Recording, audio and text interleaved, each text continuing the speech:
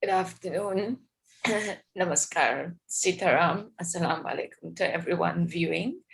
I would like to invite Professor Prakash Prasad at this point, President of the University of Trinidad and Tobago, to bring welcome and opening remarks.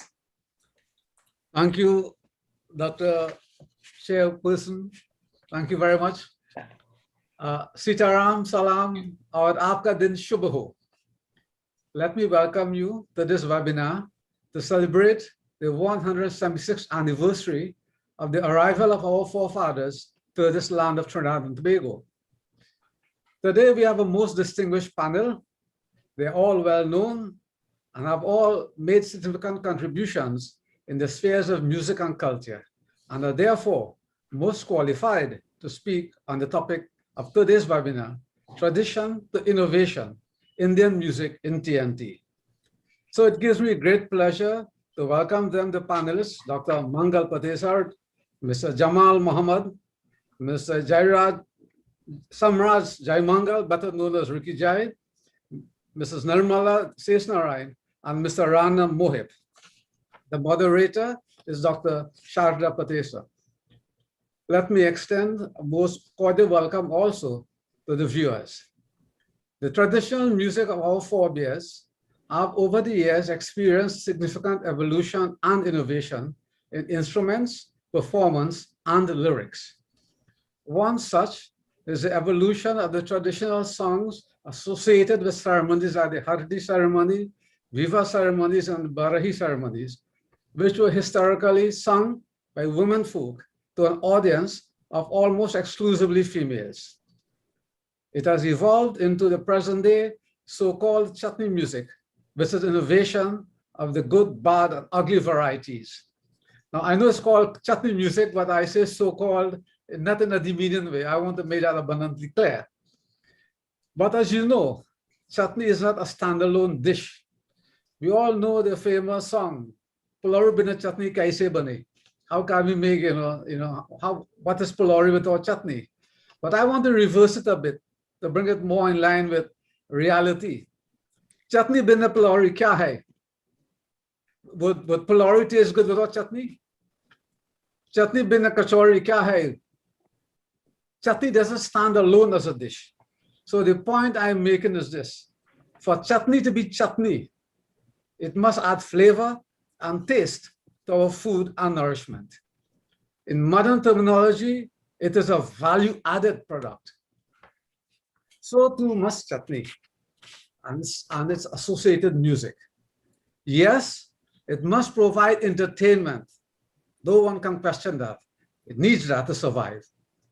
But it also needs to provide sustenance and give rise to some expressions of the hope and aspirations and dreams of our community. It must go beyond being only topical. And that's why Calypso is unable to transcend worldwide, because it's very topical issues only to Trinidad.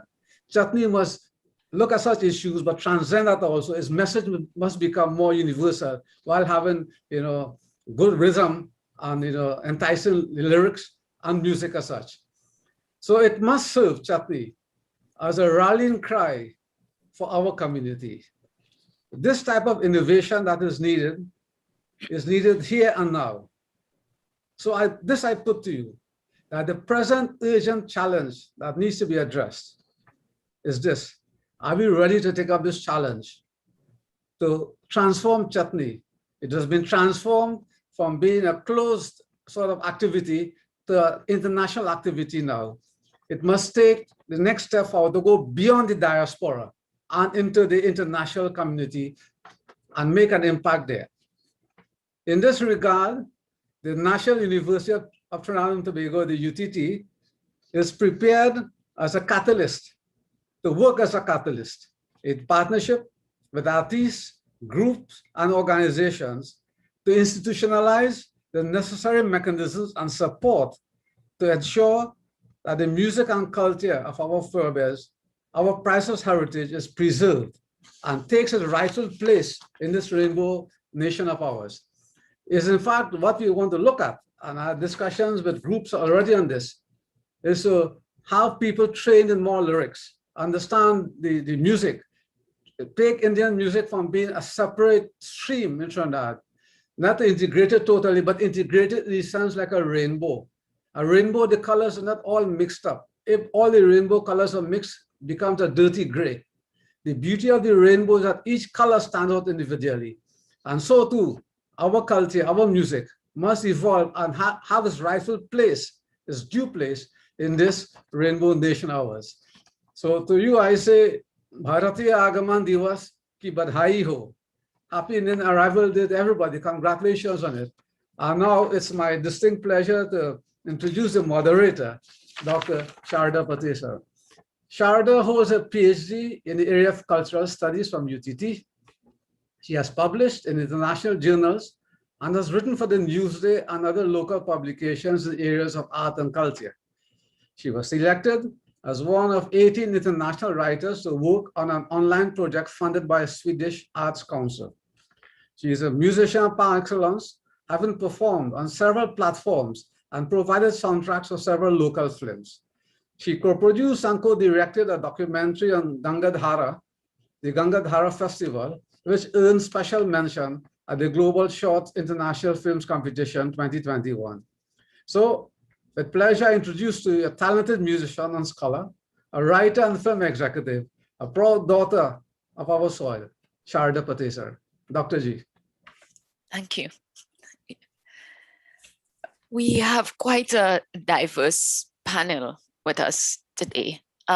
Each one of these musicians represents a different form of music. And I would first like to thank all of them for being a part of this panel.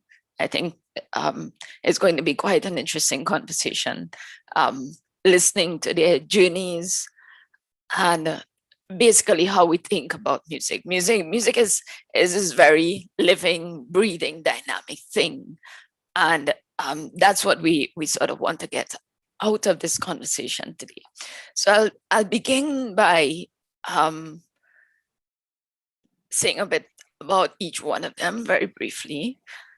Samraj Riki Jai Mangal broke onto the scene with his song Sumintra in 1988. Is a multiple-time Chutney Soca Monarch winner, Chutney Monarch winner. He's placed third in the Groovy Soca. In 2012, he was awarded the Hummingbird Gold for his contribution to culture. A very dynamic artist who has been able to straddle both fields, a sort of a fusion space. Next, we have Jamal Mohammed, who comes from a family that is synonymous with cultural activism. Jamal was a former teacher and perhaps well known to the public as co-producer of the Masana Bahar, an Indian cultural pageant. Welcome to you.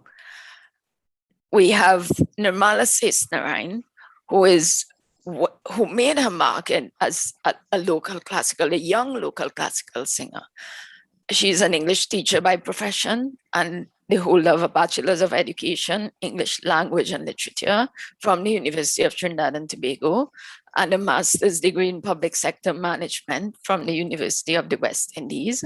She began singing under her father, the late Vikram Sesnarayan, and then moved on to classical Indian music under the tutelage of Mangal Patesar, where she continues to be one of his personal students.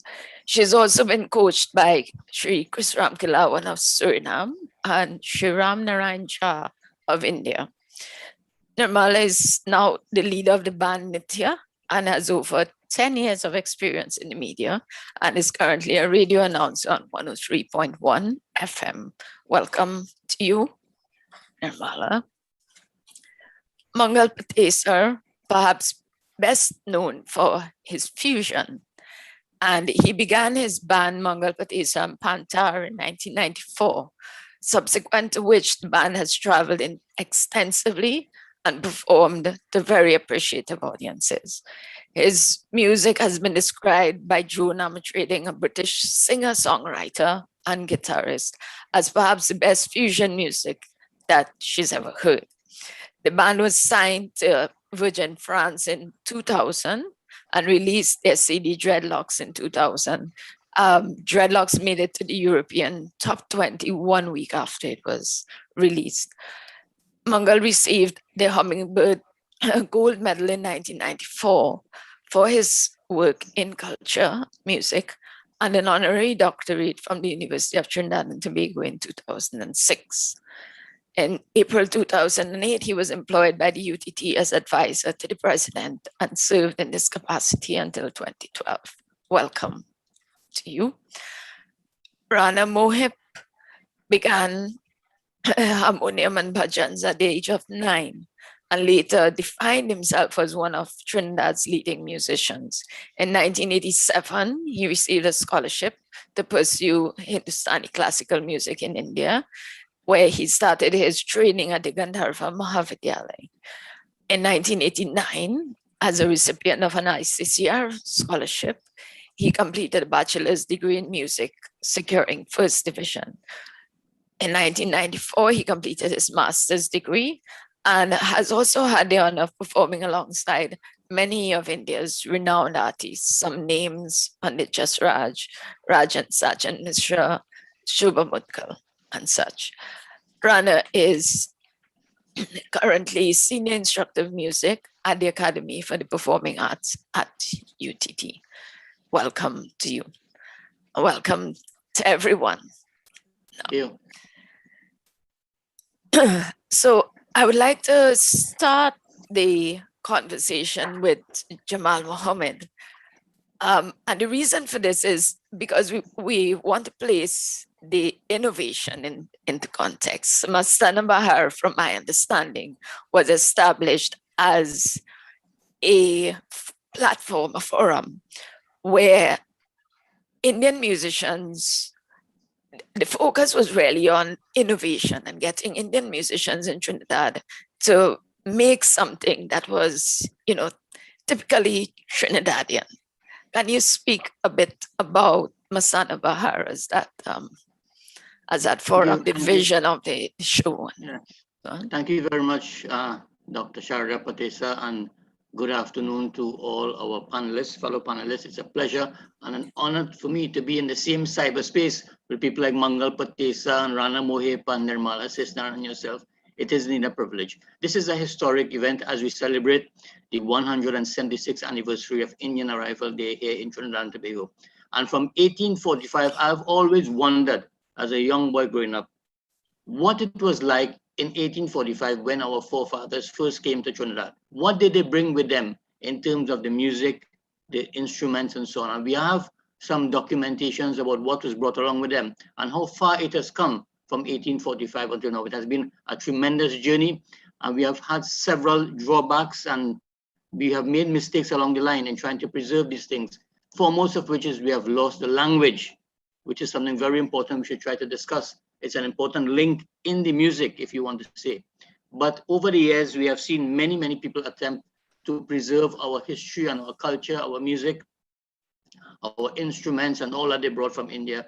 And we hear about things like the sarangi and the bansuri as instruments, and the majira, and the different types of instruments that were brought from different parts of Trinidad, and different types of songs that were brought with these indentured immigrants. So it has been a long journey. Many things have happened. We have lost several things, as I said, but we have tried in the main to preserve. According to the history, what we understand, in the 1920s, and maybe Mr. Mangal Patisa can bear me out to this, when the harmonium, which is an important part of Indian music, was introduced in our country. And from there, different things started to happen with the music and the compositions and the people who were singing, and what we call local classical singing, where men would sit on the floor and try to imitate the chords of India and the songs that were done classical wise. And it has certainly come a long way. And then we, of course, there were many other aspects of the culture when we talk about inspiration and inspiring people to promote themselves. We had the first Indian film, which was shown in cinema in 1935. 1935, I think it Yeah. was. Yeah, Balachuman. Yeah. That was a sort of inspiration to people to come forward.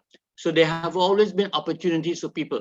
In 1945, I have read documents about a stage show called Gulshan Bahar, which preceded Mastana Bahar. And Gulshan Bahar was a show that was done to raise funds to help people in India who were going through some famine. And things started. And then in 1947, my late Uncle Kamal started the first Indian radio program on Radio Trinidad. And that was another opportunity to bring talented sons and daughters to hear themselves on air. In 1962, when we became independent, TTT started to broadcast little Indian things, little Indian shows. They started with Indian variety. And people came on TTT and presented their talent and imitated their songs. But it was only in 1970 when Mastana Bahar started. Mastana Bahar was different because it provided a motivation, an inspiration, and encouragement to perform at your best by offering prizes. And that was the kickstart that people needed. And from there, Mastana Bahar has provided this opportunity. Last year was 50 years of Mastana Bahar. It has not been on air every year, but it has been there basically to bring to the fore the talent of Trinidad and Tobago. And we have certainly come a long way. And many of our artists today have gone through Mastana Bahar. They got their first break on Mastana Bahar. And I always look up to Mr. Mangal Patesa, who won Mastana Bahar in 1978 as an inspiration for many other people in the field of culture. Thank you, Jamal. So, well, provided a nice segue into the other artists, because everybody in some way has been influenced by Mastana Bahar, as you know. And we hear from Mangal about your journey, leading up to Mastana, because your piece that won Mastana Bahar was your first fusion, right? Well,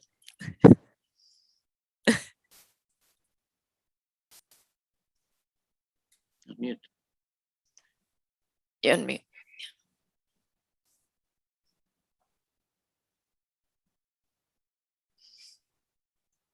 Right. Like most local Indian musicians, most of us started off in temples and in the Sandhya group and all that.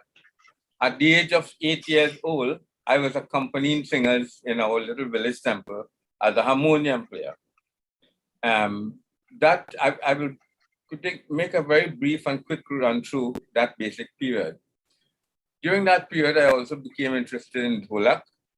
And I used to accompany my father and my brothers. It was a family of musicians. So we were born like with a harmonium in our hand. My mother taught me harmonium, strange enough, and she used to play and sing. And I started to play on my own. All they had to do was teach you the beginning, and you went off on your own. Then I started to play dholak to accompany my father, who used to sing classical singing. From there, I went to St. Benedict's College, where I was exposed to Western music under Major Dennison. And I learned to play, I started playing the clarinet in a band, a military band. And there I learned my first thing about English music. And from there, the knowledge gained on the English music led me to getting a textbook on how to play the mandolin. And I taught myself how to play the mandolin from a book written by an Italian man called Nick Manolov. From playing mandolin, I graduated until Hari Mahabir, first of all, before it was our own home orchestra called Sangam Sangeet. Then I went to Dili Nadan, where I played. I also was teaching at Avocat Vedic School in those days. Then I started playing with Hari Mahabir in the British National Indian Orchestra. Then after this period came Mastana Bahar. But I still think that I can do a little more justice from the point of view of a participant of Mastana Bahar, and to add to what Jamal has said, in that Mastana Bahar provided a forum for Indian musicians. Previously, Indian musicians, the fora were all private. They were all little night singing and whatnot. But Mastana Bahar appearing on TV for a village boy, an Indian village boy, was a really an amazingly big thing. And I must venture to say, I don't know if Jamal would agree with me, but in those very early days, the Mastana Bahar, the quality of the artists coming to Mastana Bahar were of a very, very high caliber. Um, after the big singers like um, Jamil Hussain and Dhanraj Singh and people, after they all won the first prize, about 8 years passed, then I entered. And how I entered, I was playing sitar about 8 years, but nobody ever heard me. I was practicing in my puja room, which is next to my front step. And my brother-in-law, my wife's brother, Rashid's brother, was walking up the step, and when he heard the music, he perked his ears thinking it was a CD playing. Because in those days, nobody hearing sitar locally. So he thought it was a CD, and he came, he stood up. Now, for me, in those days, I didn't want anybody to hear me play sitar. I was learning from Professor Adish, and I was practicing very quietly on my own as my form of worship, because I was sitting in front of my altar with all the murtis and whatnot, and I was practicing my sitar. He stood up there for about 20 minutes, and then I caught myself that somebody is there, that subconscious mind. And then when I turned around, he laughed and he said, "Boy, you are good Mastana Bahar quality." In those days, once you could play something, people, Mastana Bahar, you must enter Mastana Bahar. Well, it took about a year to convince me. And I say they, he and all his friends, they took about a year to convince me to enter Mastana Bahar, because as I said, sitar for me was devotion. It was not to play in public. I had another means to play in public. That was mandolin and harmonium and whatever have you. Anyway, I entered, and when I saw the type of music that was playing, I immediately I was always sorry, but I should mention, since I was in the beginning, 5 years old, I was always composing my own music. I started by composing. My mother taught me 4 notes, and I created a song out of it. And that is how my mind is, my musical mind. It is not a boast, it is something that just happened. So I composed a piece, which to me, I think was the first chutney, because it was a song my mother used to sing that converted it into playing it on sitar. And that is what I continue to do up to this day. In fact, I'm working on another one like that. And I'm also working on I have about 5 songs that are new songs. They're all my own compositions coming from that. So that made a hit. Then the semifinals, the film track for the film Pakiza. I created a piece out of that, 3-minute piece, and I played that. And then for the finals, I played Rag Darbari, and you will remember it like Janaka Janaka Tode Baje Payaliya. So that was the piece that I played for the finals in Mastana Bahar, and that won me the car. So the point that I'm making is the same journey that I took is the same journey that so many other artists took. And it was so inspiring. It was something you can imagine when a child has to enter a competition. That's the time when the child practices the most. So you can imagine a man going to enter into a national competition. He is honing his skills, and automatically, Panditji, this for me is information for you to even that you must provide fora for the artist to perform. And once that is provided, Mastana Bahar did that. And I cannot praise them enough for doing that. There were lots of negative things being said and whatnot, but our people are like that. The more you do for them, the more they bad talk you. So we won't go there. So I think I've given a summary up to Mastana Bahar. I think the rest will come out later on, because my music did not stay there. My music went on because of my feeling to keep composing. I started to compose music out of the ragas that I learned. And every raga, every one of my songs that you will hear on my CD, it might sound like English music, but no, they're all based on ragas. But what happened is that I just, before we started here, I was just playing something for Rana.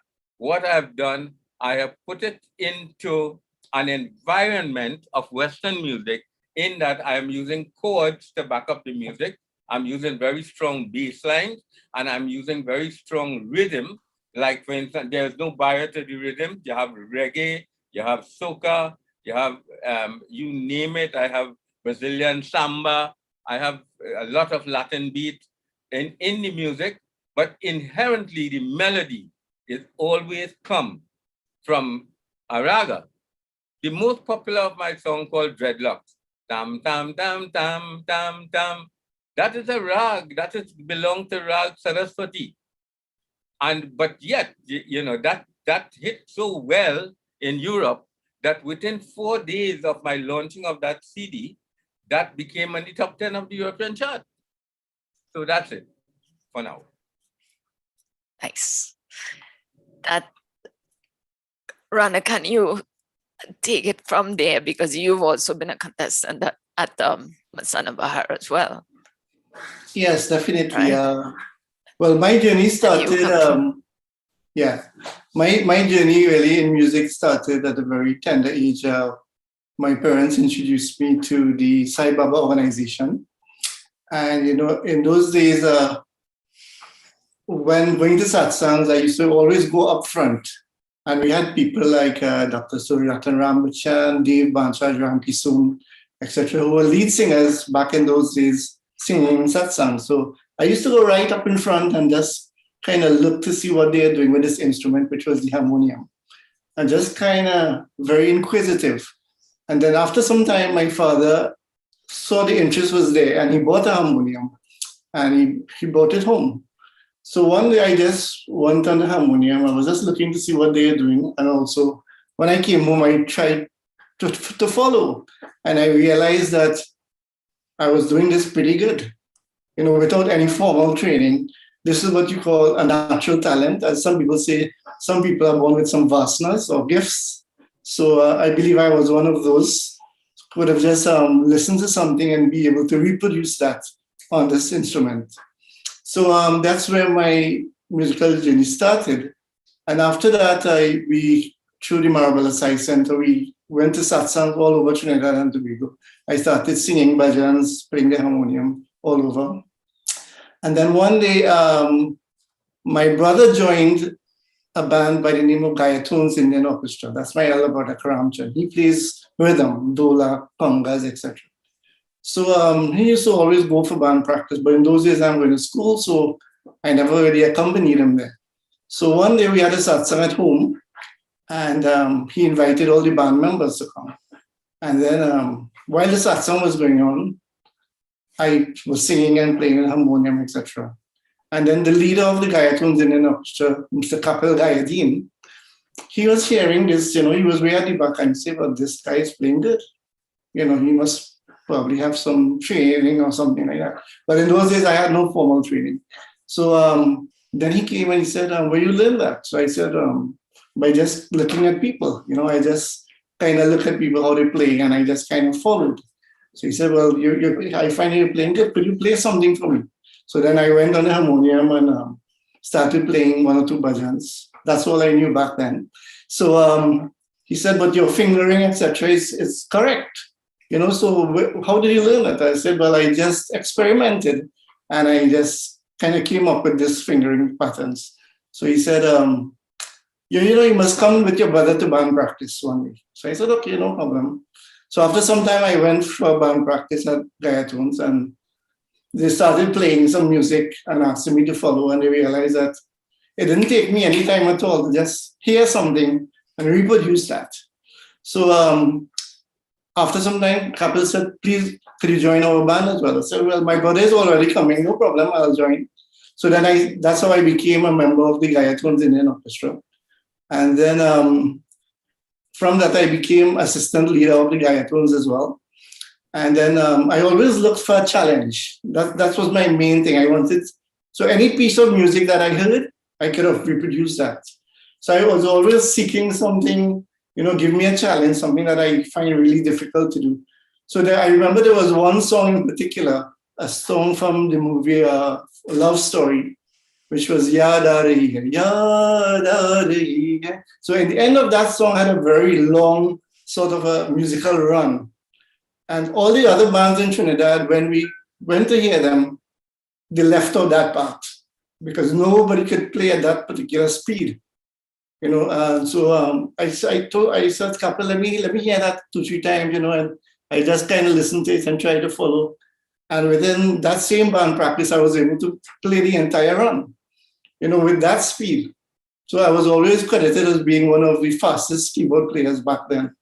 So, then everybody from all the other bands started coming around. This guy from Gayatones, he's really good. He's really playing fast. He has a strong pickup. So that's basically, and like Mangalji, everybody was encouraging me, why don't you enter Mastana Bahar? That's the platform, where you can showcase your talent. So then I did enter Mastana Bahar way back in 1984. And in the semis, I placed, in the preliminaries, I placed first. And unfortunately, in the semis, I placed fourth. So I wasn't able to make it to the finals. But that really was a great platform for me, and for like so many artists in Trinidad who are always looking for a platform to display their talent. And I must thank Jamal and his uncle, his father as well for those opportunities back then. And from there, what happened is that I started playing keyboards and gayatones, and then I started accompanying like people like Dr. Rambachan when he used to go out to sing in yagnas, etc. And I started playing the keyboard. Even when Hariom Sharan came to Trinidad, before I went in there, I accompanied him on keyboard back then when he came to TTT, and we did recordings, and we went to Deosaran's place, and he had a yagna there. So I always had a very fast head in terms of listening to music and being able. So a lot of people were very surprised that this guy hasn't had any training, yet he was able to reproduce so many things. So I used to accompany Dr. Ramachan, and people always wanted to pay for his services when we did yagnas, but he never accepted any money back in those days. So one day we went to Yagna Daisies in Chavonas, and he said, Rana, so many people want to give us something. Why don't we start a scholarship fund? And you'll be the first recipient of this scholarship, and we'll send you to India to learn music. Well, I was really happy to hear that because I was always looking forward to a challenge. And I had heard some sitar music by the late great Pandit Ravi Shankar, and that really mesmerized me. And I didn't understand it, of course, back then, but I was really interested to find out. So after about 8 months back then, he called my father one day and he said, I have $20,000 sent with me, and we want to put this in an account so we can send Rana to India to learn. And that's my journey so far, from beginning till I went to India. So I hand it over to you, Dr. Shara Batista. Great, thank you, Rana. That's very interesting background. So I'll go on to Nirmala, who as well has been a part of the Mastana Bahar, and we come to Ricky. Nirmala. Namaste everyone. Namaste to fellow panelists. I seek the blessings of Guruji before I begin. Last year Mastana Bahar celebrated its 50th anniversary, and Uncle Jamal gave me the task of going back into my child's memory to write this article about Mastana Bahar. And when I think back, my first encounter with Mastana Bahar was when I was 4 or 5 years old. My parents used to take us to temple, take me, I was an only child then. And, we would sing bhajans. I learned my first bhajan when I was 4.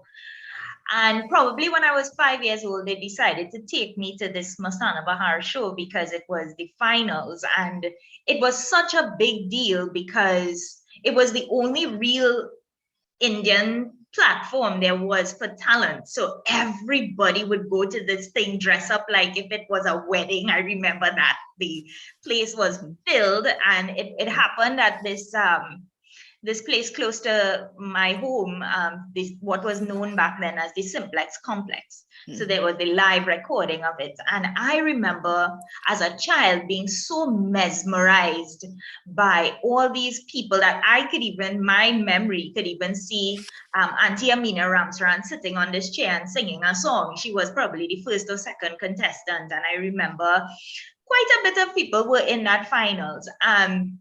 Who are artists today and who we respect and everything. And from then I started following the show.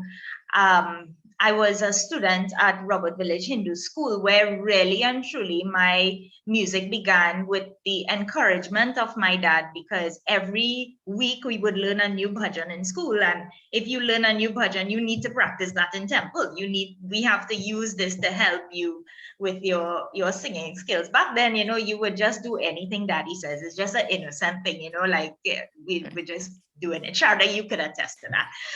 Yeah. And so basically, like everybody else, bhajans, they were the foundation on which we stood. But when I was 10 years old, my father, one of the teachers at school, had heard me sing at the Diwali celebration at school, and she said, how come we never knew that I could sing? And there is this local classical singing category in the Bal Vikas festival that we want her to learn a song to participate in. She could probably do really well. So my dad really didn't know much about local classical. So lots of people think, including Guruji, Nirmala is a local classical singer. I didn't come from any background like that. My father decided to do the research now to teach me this song so that I could participate in this competition. And I got to the finals and I sang this bhajan that was originally sung, at that time recorded, I should say, by KB Singh. And Guruji, Mangal Vijayza, was a judge in the finals of that competition. And he saw me, and I believe I placed second in that competition. It was a lot of hard work and preparation. And like Guruji said, you have to practice every day. There are times for homework and time for practice. It was a rigid routine to get to that point. And I remember Guruji coming up to my parents and saying, I want this child to learn music. And, there was this grand announcement made. He's granting the scholarship to the dark girl who sang from Robert Village. and that's how that begun. And my father decided, this is a nice way to stay in tradition. He did, keep the discipline. So learn to play harmonium, learn to sing these classical songs. And then when I was 12 years old, I met Uncle Jamal, because he was the producer of the Children of Mastana. And my father felt, well, after Bal Vikas, let's take it a notch higher, let's get you some exposure. And up to this day, to be honest, and this is not me saying anything, I don't know what Uncle Jamal or Guruji saw in me that at that time, because when I look at those recordings or even listen to them, I was like, okay, what were you all thinking? But I am so grateful. I am so grateful for the opportunity to have grown. Of course, in Children of Mastana, I probably placed like third in the prelims, probably same in the semis. And I, of course, didn't make it to the finals, but Uncle Jamal saw something in me that he thought I should be in the grand finals of that Children of Mastana. And then in 2004, after high school and all of that was over, my dad decided I should enter Mastana Bahar, which I also was a finalist of. And that really, it's still, even though it was 2004, it was still one of those things where people rush to the television to go and sit down on a Saturday afternoon around this time or a little bit later, and all the contestants' names, you're following this series, like, you know, how we follow Saregama now. Yeah. And you say, I wonder what this person's coming with this time. And, you know, it was really a community thing. You're walking down High Street in San Fernando and people know your name, they know your address, they know everything about you, and you don't know these people. You know, it was really something beautiful that we don't really have. And we really have to be grateful to Mastana Bahar and the producers for giving us that springboard in our careers. Thank you very much. Very interesting. Ricky, can we move on to you? Because can you give us now a brief on your career and maybe the role of Masana Bahar in your own life? Well, first of all, let me say a pleasant good evening to everyone locked on to this Zoom webinar, and happy Indian Arrival Day to each and every one in my blessed Twin Island Republic, Trinidad and Tobago. To my fellow panelists, it's a pleasure to be in such high caliber of artists and professors, doctors, and of course you, Sharda, as well. Thank you for having me. When I look at the invitation, it says tradition to innovation. Mhm. And when I see that tagline, I think of a famous line from a song and a guy that really inspired me in my career as an entertainer. And that line is change the accent of Carnival to a groovy bacchanal. Wailing, expressing the old feeling do need some changing. Wake up, people, examine your minds, get with it, the change of the times. It's a new generation, endless vibrations. And Mongol, you may know, it goes right on, right on, right on. Le, le, le, le, le, le, le, le. Le, le, le, le, le, le, le, le, le. Which brings me to Holy Lata Mangeshka, give me soka, aha, aha. Holy Lata Mangeshka, give me soka, aha, aha. Tickle me with a love way, soka me till I say, Holy Lata Mangeshka, give me soka, aha, aha.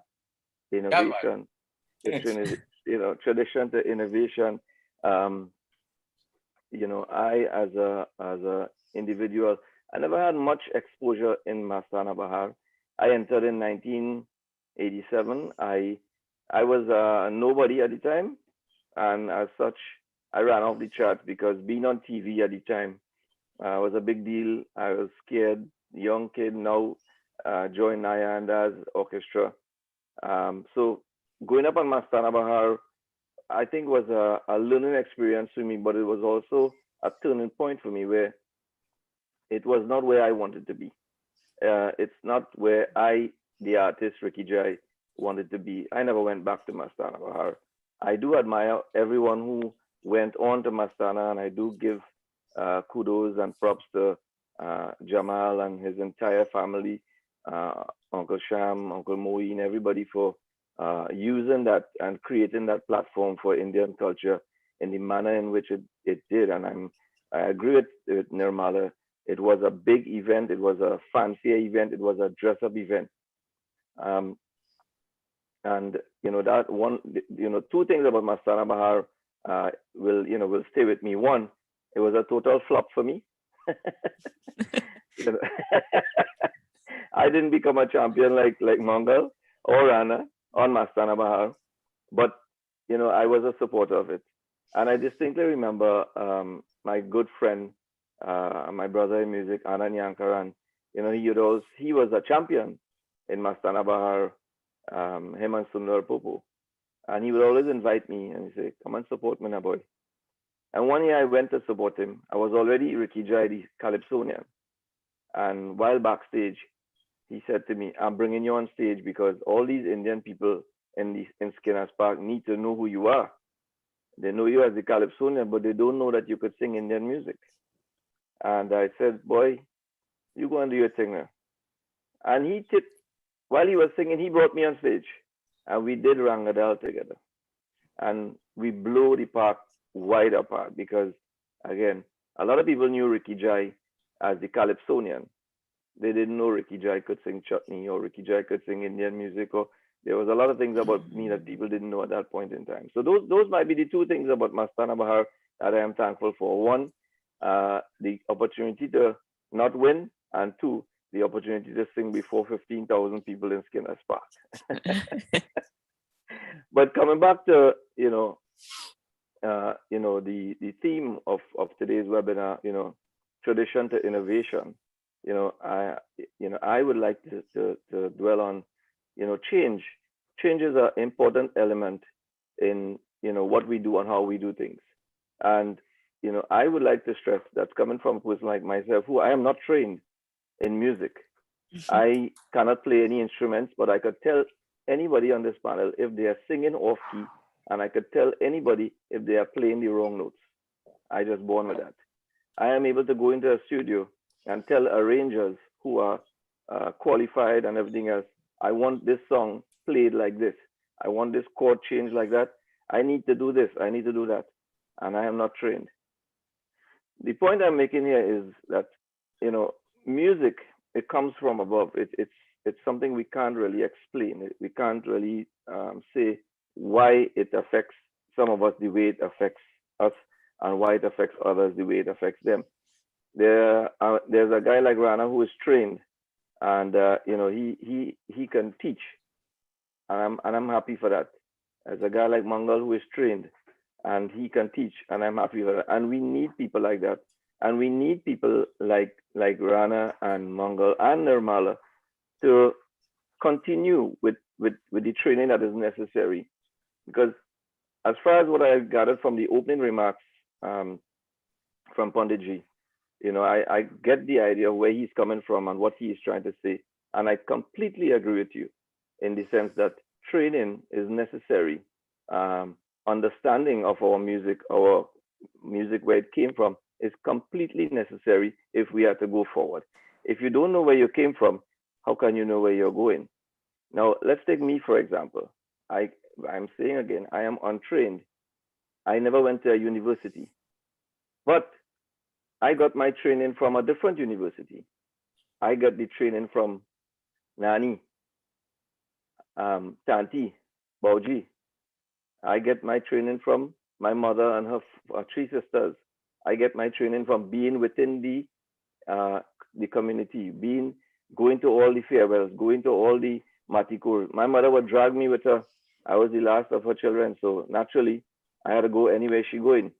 And while I'm sleeping there, maybe all these melodies, when she carried me with her, all these melodies are now infiltrating my mind subconsciously. It would only come to the fore many, many years after. I was 22 years old when I started in music. Prior to that, no musical experience, never in a church, never in a choir, nothing of the sort. But something inside of me knew it had to come out, and it did come out at age 22. When it did come out, I joined a band called Naya and Daz in Princestown. And the only way I could have gotten into that band is not by singing Indian music. They already had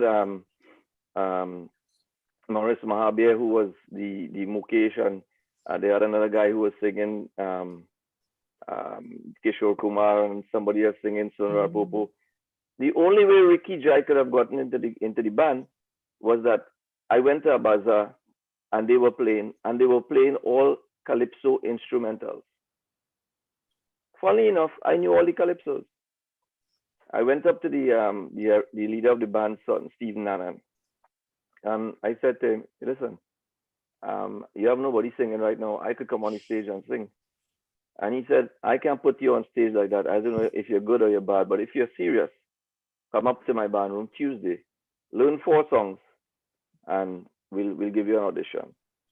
I didn't have to learn any songs. I knew every one of Merchant's songs by heart, every one of Raj Shorty's songs by heart, every one of Sparrow's song by heart, every one of Kitchener's song by heart, David Rudder's song by heart. I went up there. He said, what key you singing on? I say record key. But I only hear record key because I know there's a term they're using. Mongol might know what you're talking about, right? They ask me, what key you want to sing in? I say record key. I'm bluffing. I just say record key. I don't even know what is record key, but I said record key. All right. He started to play the song. One of the songs was David Rudder, right? Bahia Gale, The Hammer, Merchant, Rocket So, and Crazy, Drive It. 4 songs, one after the other. You know what was the next thing the guy said? Can you start on Saturday? Nice.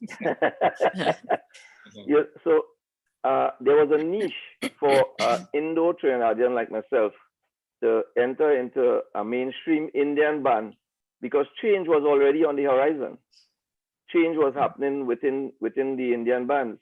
And Rana might attest to this, where even Gayatones or Dilinadan, they were already starting to dabble with calypso music some part of the night. And the early part of the night, you're not getting no calypsos.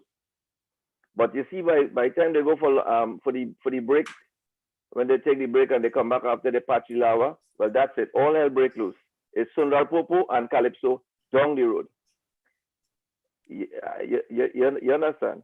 Yeah. So Yeah. for me to get into the circuit back then, I had to be a different Indo-Trinidadian.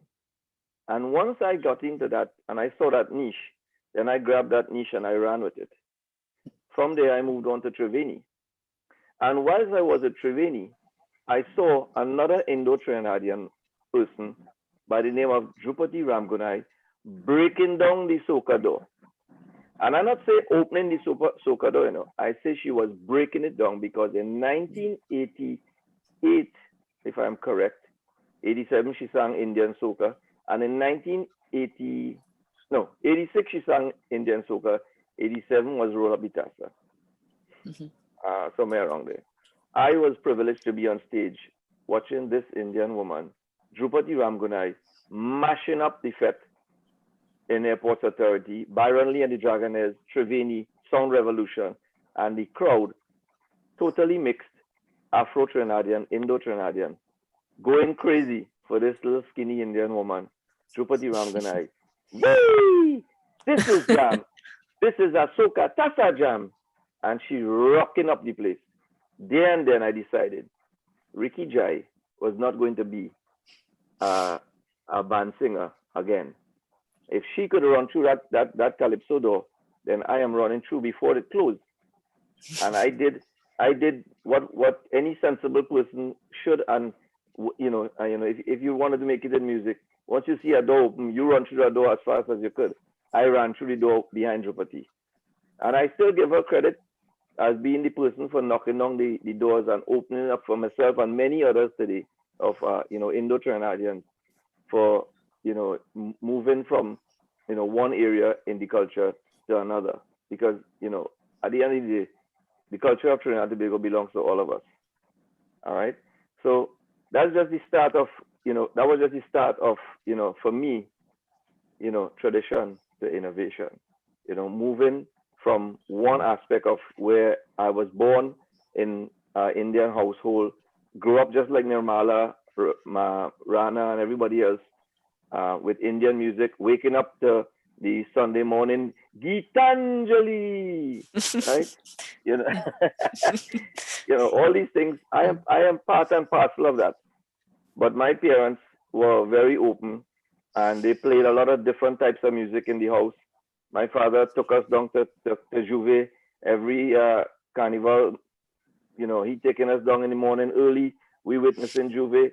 Carnival Tuesday, we on Touch Street with my mother, pack up the bag, basket of roti and chicken and Pepsi and chana. She frying it home. Everything. We have our own snacks. We have buy no sunshine and holidays and things. We have our own homemade thing. And we going on Touch Street on the wall. And when them bands passing, well, I singing along because I know all them songs already.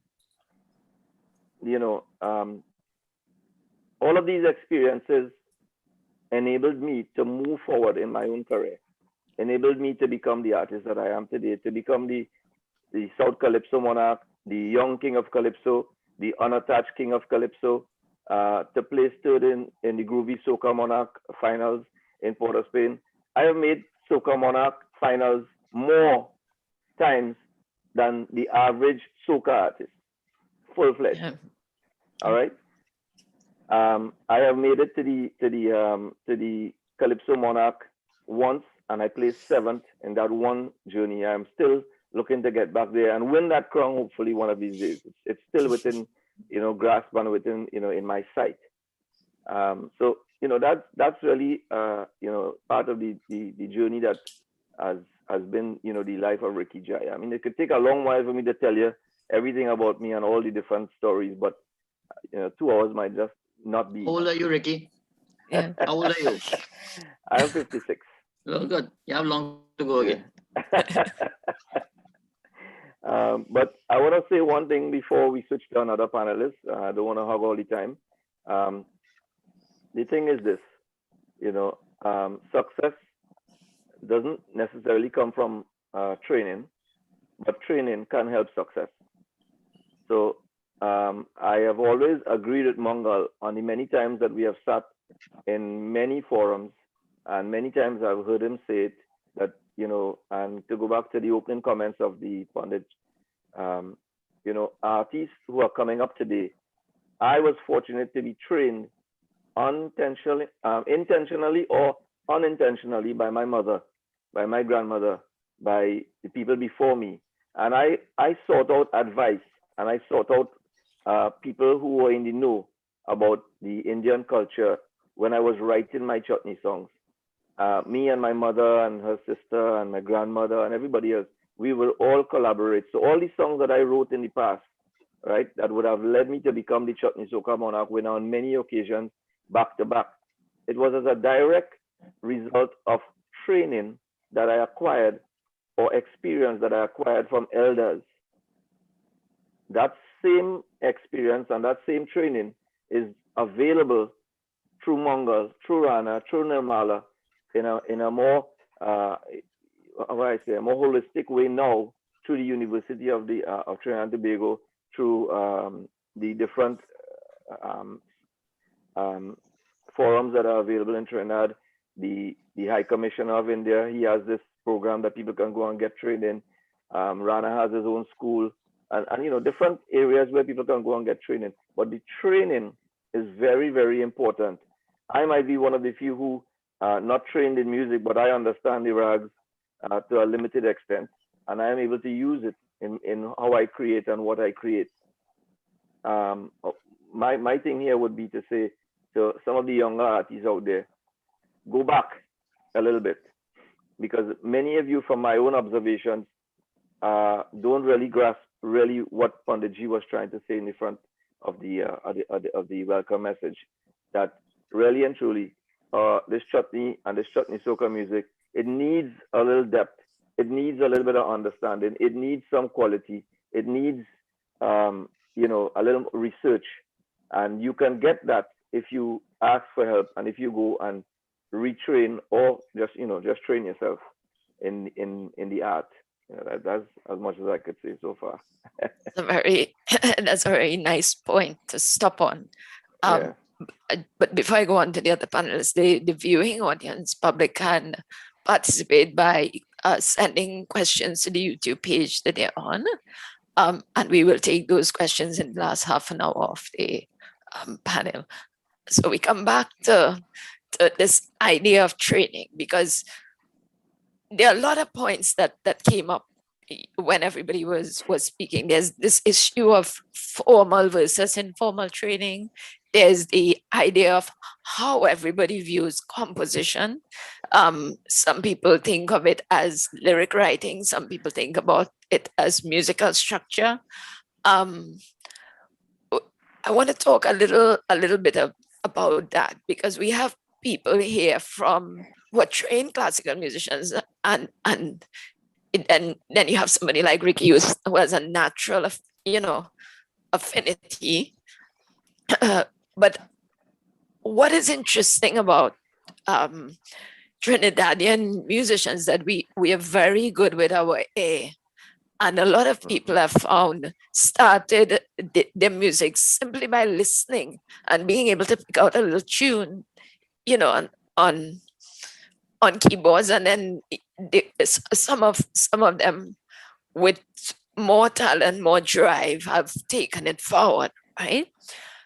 I want the panelists to talk a little bit about their attraction to the particular form of music that they currently practice? What makes you stick with that form of music? How important, for instance, is the classical music to your idea of innovation? I don't know if that's a clear. There are a couple of questions, I guess, that is inside it. But let's start with the attraction to your form. Because there's also, before I go on, there's so much here. There is also the idea of the entertainer and popular music versus the classical music. And they all require different composition styles, performance styles, that sort of thing. So I want everybody to talk a little bit. If I may interject, just to say something, we are citizens of Trinidad and Tobago.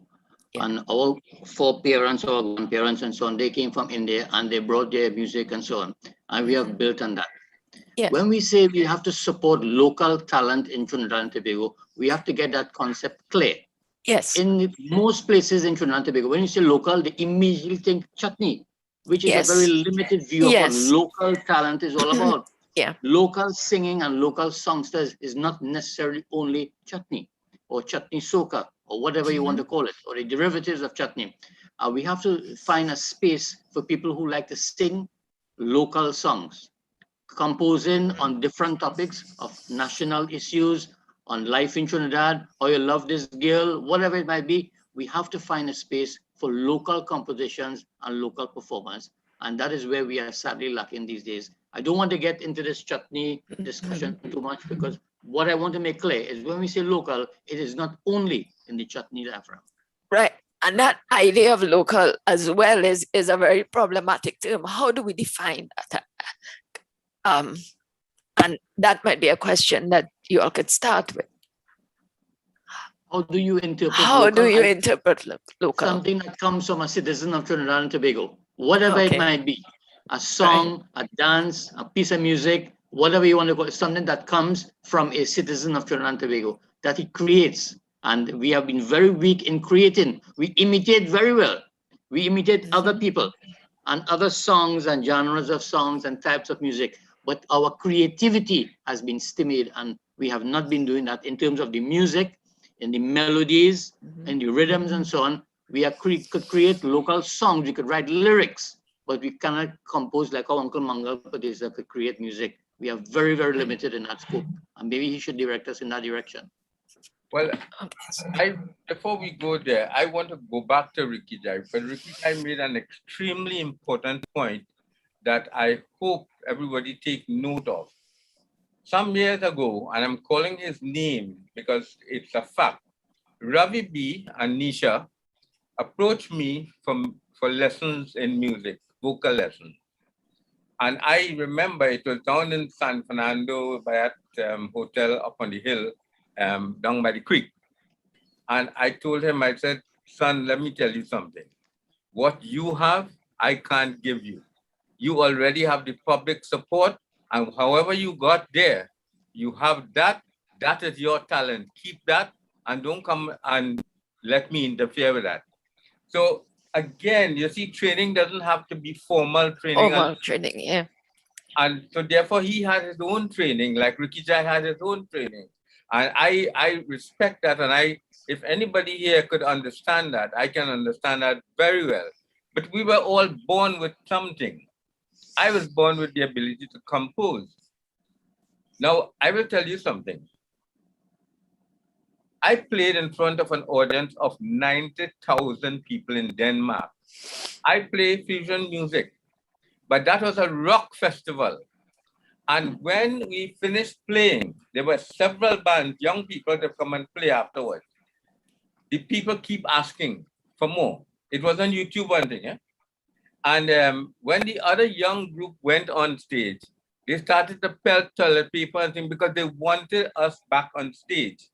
What was that? What it is that caused that? And that's only one incident I'm talking to you about. Those are the kind of shows that we have participated in.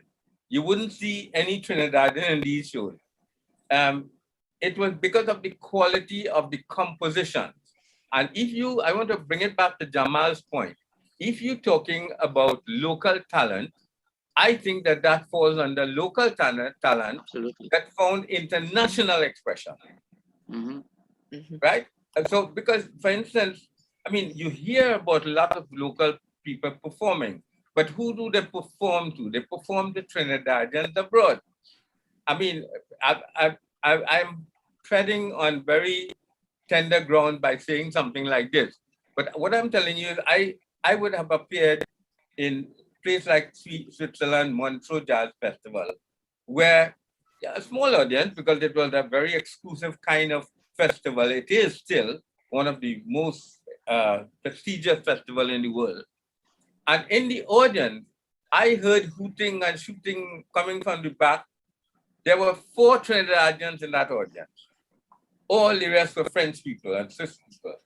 And they were so proud afterwards they came and met me. There was almost, they didn't know what to do because they were so happy to hear expressions of this music outside there. These are the incidents and these are the situations that tell me that what I'm doing and what I have been doing, although it is not liked, and I can say that openly, by Trinidadians, Indians in particular, because, I'm not angry, because I'm not criticizing that. I am saying that it does not fit into what they like.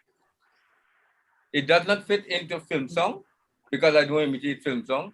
It don't fit into chutney. It don't fit into anything that they know.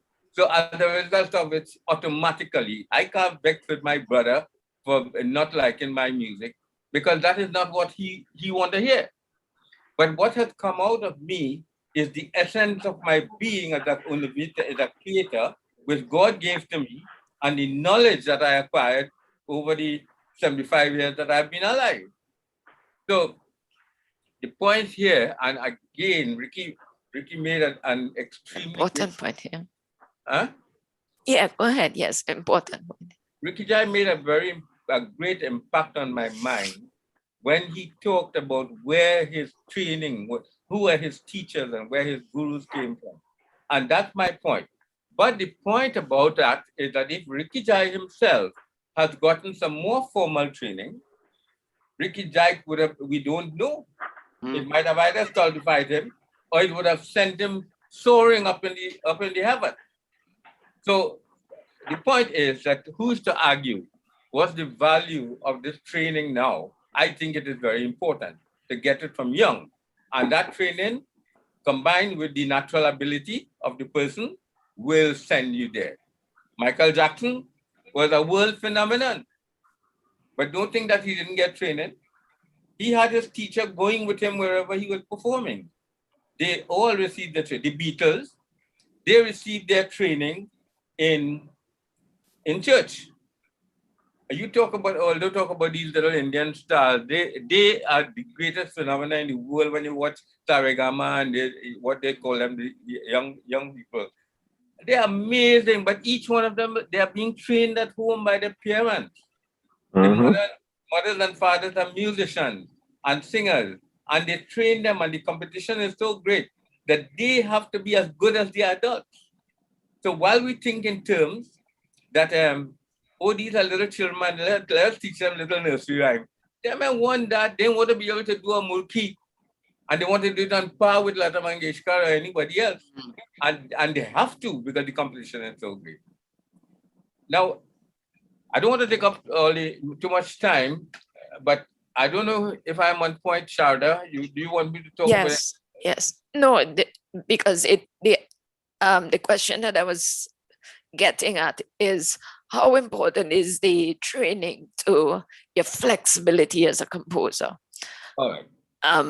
And we have a couple of people here who trained in classical music, and whether they use that.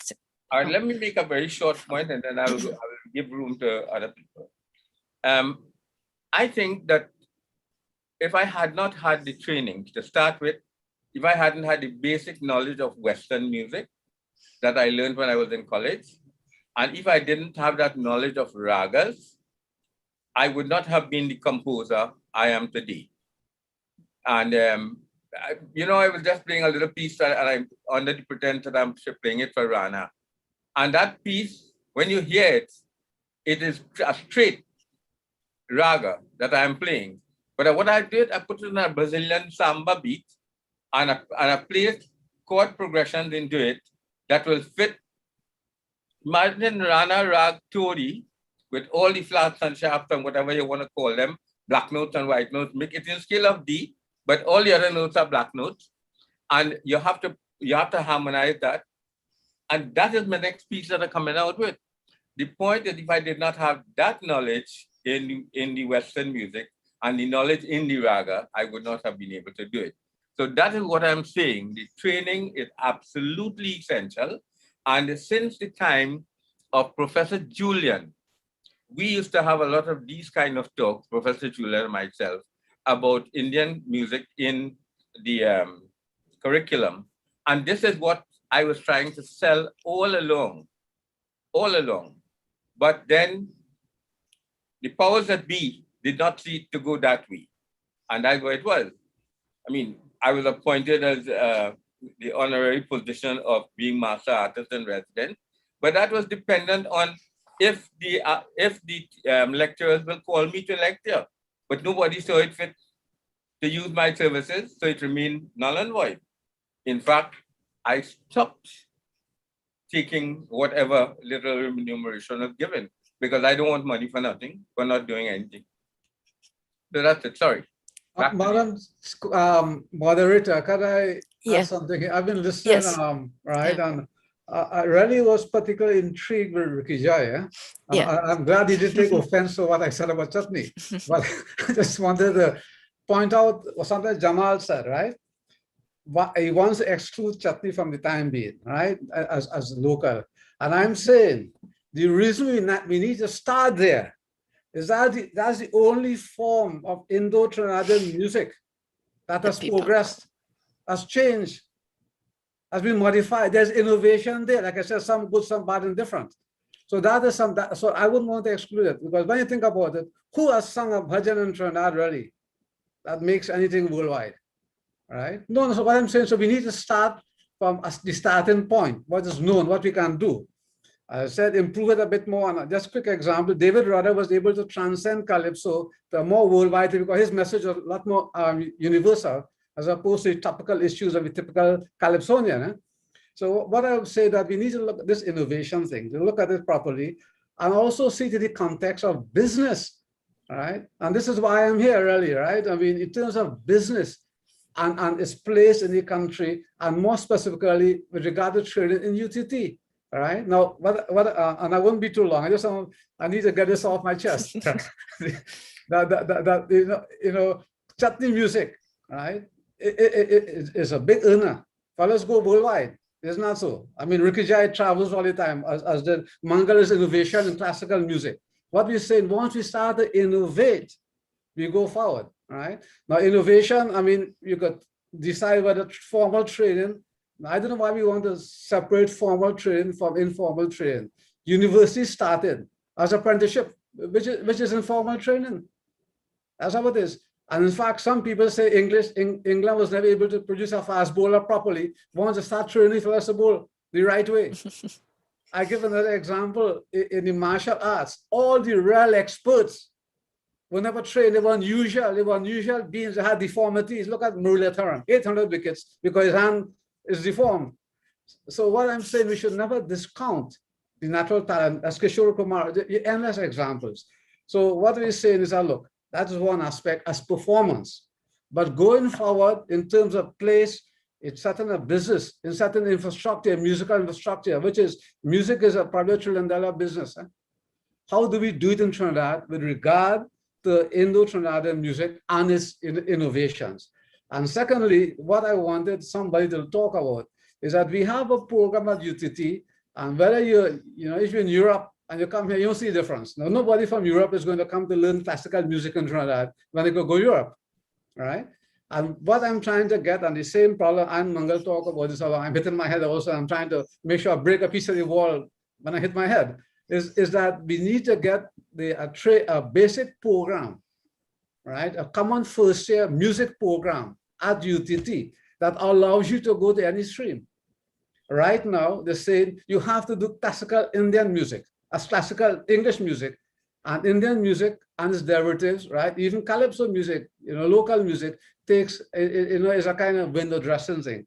So the idea of having a correct platform, right? And there are other technical issues that you need to deal with, we need to look at it separately, right? More in detail, but we need to have an overall thing. And I want to end, Madam Moderator, by saying this. I don't want people to think that I'm a fellow talking for an armchair critic, all right? So people should know, all right? I played tabla every night for 5 years during my BSc and PhD studies, continuously for Pandit Haridev. I was one of the first tabla players in Trinidad for Ramayana. Everybody played dholak. I mean, I had a different career path to pursue. And I took this innovation forward that, whether you know or don't know what's happening, that we actually converted robots to play tabla. We have one of my students, Shivaran Maharaj, he taught in India, taught the Indians how to teach with using a robot as a tabla system in States also. So we are doing innovation. What I'm saying, I just wanted to say that this is innovation that is going to take us forward. And lastly, for instance, musical instruments, we can innovate in it, right? And there are a variety of things we're trying to do at UTT. My research group driving about, we want to institutionalize it. It shouldn't be a one-man show. It has to be institutionalized. Whoever goes, it remains. And that is part of the sort of motivation for this webinar, to start the discussion with the community, right? So we can take Indo-Trinidadian music and all its derivatives, to put it in its right place in the education system and to generate in the business. So I guess I went a bit over, but I'm passionate about it. I really think, that's why I'm saying things like what the experience of Ricky Jai, I think is particularly interesting. Manga's experience is particularly interesting. That is, it goes beyond performance. It goes a bit deeper. How do I take two different systems, put them together and have them merge and move forward? I think that is something that is critical. Nothing wrong. I mean, I'm not depreciating anybody else's contribution. I want to make that clear. Yeah? It's just my interest in that way. Yeah. I just wanted to ask Uncle Mangal something. If he is looking on the scene in Trinidad, if he sees anyone who has the capability like he does to compose new music and new streams of music, I'm not talking about imitating other compositions, I'm talking about creating your own music. Do you see anybody else like yourself? I can't say, am I mute? I can't. No, you're okay. You're okay. I can't say I have been searching. I said Nirmala is one of them. Nadia Madhu was one of them, but then she stuck with imitation. And there are several students, Anand Yankar, and when he was a young fella, I who taught him. And but to say musicians, there are a few people I have in mind, but we have not come down to basics yet. But sooner or later it will happen. A lot of my music was influenced by my son. I'm sorry to talk about my own son, but Prashant's knowledge and intuition for rhythm is one of the greatest that I've seen. I'm talking internationally. And there is another case where a lot I'm really sorry, it is my son I'm talking about, but we're talking about abilities and potentials. And that is it. I can only talk about my students and the people close to me. Sharda is there, Nirmala is there, and there are several other students that have passed on. So that's as far as I can say, Jamal. Professor Prasad brought up an important point, which was going to be one of the questions that I would have posed to the panel.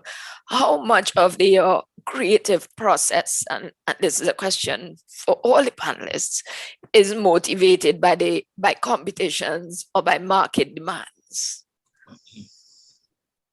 I think that's a very important question, but I would stand down for now and let somebody else. Yeah, I just wanted to Yeah, I just wanted to firstly touch on training, as we were talking about formal training and informal training. I think a lot of Trinidadians, we have a natural talent, as we had heard from Ricky Jai. Myself, when I was much younger, but in order to become an educator like myself, we need to nurture that train, to nurture ourselves and get training in order so that we could pass on knowledge as well. All right. So, like in my case, when I was studying in India, I was approached by my principal to also teach at the institution that I was studying at, which is Gandharva Mahavidyalaya. So when I was doing my master's, I was teaching years 1, 2, 3s like that. And my principal came to me and he said that one thing I want to tell you, I'm allowing you to teach these classes, but don't let them know that you're a foreigner, because it would seem that you have come from the West Indies, you come to India to teach them about their own culture as such. All right. So what my principal used to do when I used to teach classes, he used to come at the back sometimes, listen to the class, listen to how I'm teaching, and at the end of the class, he will call me in his office and give me little tips in terms of I should have done it like this, as the case may be. So that was my experience of. But what I wanted to basically say that although we have natural talent, it's very important, because like building a house, if you don't have a good foundation, whether in music or in anything, then the foundation of your art is most important. So once you are trained classically, as I have, you can venture out into any genre of music you wish to do, and you can become successful. But that initial training is very, very important. Yes. Thank you, Rana. So Sharda, Is any Madam Chairman, coming back to Sorry. your question again, just repeat it again. Whether your creative process is motivated by, well, in the case of Chutney, by the competitions, by market demands, or both? Okay, I will go first for that question. I left it open for the US because first of all, I was never influenced by market demands. I was never influenced by whether people like my music or not. As you witnessed during your lifetime, is that when I came back from India, nobody wanted to listen to classical Indian music. It was a few people who was going by Professor Adesh who were listening, who would listen, but nobody else were interested in it. And then when I started to create my own music now, which was because I wanted to play, I was stifled if I did not play. And when I started to create my music, it was against all odds, because my own family went against the music, and they now come to terms with it. If you understand what I mean, it's so many years now, nearly 35 years, and people are now coming to terms with the music that I play. So it was never influenced by market demands or anything, but it had, when I went to Europe, the impact of that music was so tremendous that I took Europe by storm. In 2000, it was openly stated in the Vogue magazine that Mangal's music is the music of the new millennium. So I never knew that my music was so good. I never knew that the music was that important. But the music was as a result of all the influences that went through my head. And the members of my band played a very important role in that. Because one of the fellows in the band was a lecturer at the University of West Indies, Harold Headley. Next one, Marlon Charles, was a fantastic creator. Earl Carnavan, an old musician from the old years coming down the road. And Dawood, fantastic musician. So all of these people, they were able to put something into what we were doing. And all that put together created the music. So I cannot take 100% credit for that. It is, I think my strength lied in the fact that I could keep people together. And artists always jealous each other and that kind of thing. In this band, never had anything like that. I was able to keep everybody together and they were going great. So that's my answer to that question. My follow-up question to that, because I'm going to go to Ricky, because Ricky's journey is sort of similar. Your movement from classical to fusion then was motivated by what?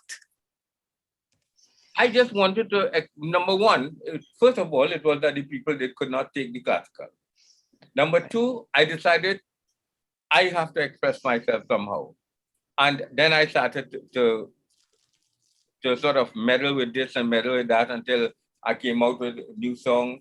The first place I performed fusion music was at the home of the then Prime Minister of the country, who had received some guests from London, and they were negotiating for British gas to come to Trinidad.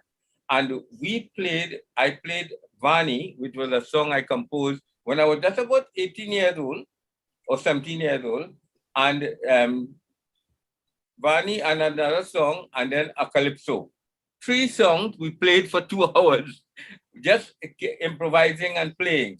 And that is when the British people, when they were so much in adoration of the music, that the Prime Minister came and whispered to me, if I get through with this thing, Mangal, you take full credit for it, because they love your music. That is when I knew that the music had potential. That is when I started going more. Okay. Ricky, your song, Sumantra, was when I listened to it, when it had first come out, for a long time, I actually thought the lyrics was wholly Lata Mangeshkar and Give Me Soka. And that made perfect sense to me because of Lata Mangeshkar's, status, I guess, in our mind. I felt that it was a pretty brave statement to make to a community like that. I suppose we saw you not so much as a Calypsonian then, but as an Indian person singing this, what was the response like? I mean, can you describe the backstory to that song? When I got that song from Gregory Valentine, who was the composer of the song, I may have told you there was a little bit of a mix-up. I got that song quite by accident then, and as Mangal will know, a hit is an accident. A hit is a combination of different accidental things coming together at the wrong time or the right time that makes it a hit. Sometimes a bad note in a song stays in a song, and that is what the public likes. They like that.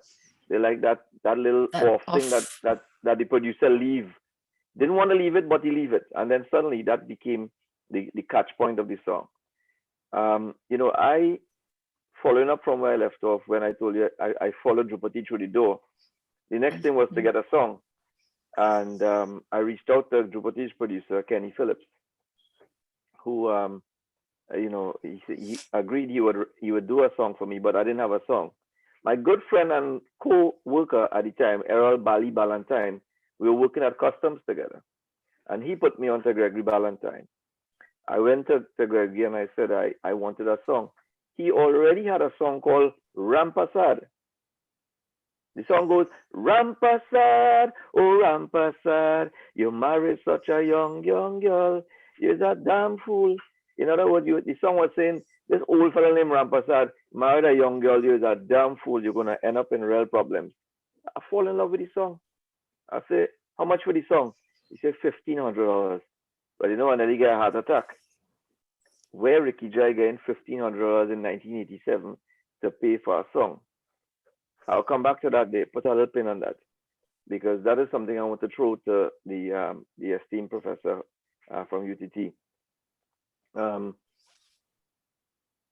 I said, give me 2 weeks. I'm going to find that money. I'll go on searching all about to find $1,500. 2 weeks pass, I call Gregory on the phone. Mr. GB, everything for me is Mr. in them days. Mr. GB, I ain't getting money yet, but don't worry, I will get it. He said, what do you think I have here?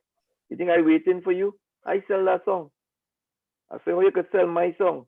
He said, it wasn't your song. You didn't pay for it. I said, well, just out of curiosity, who buy this song? He said, Spectacular Forum. Frank Martino buy the song for a guy named Sundar Popo. You know Sundar Popo? I said,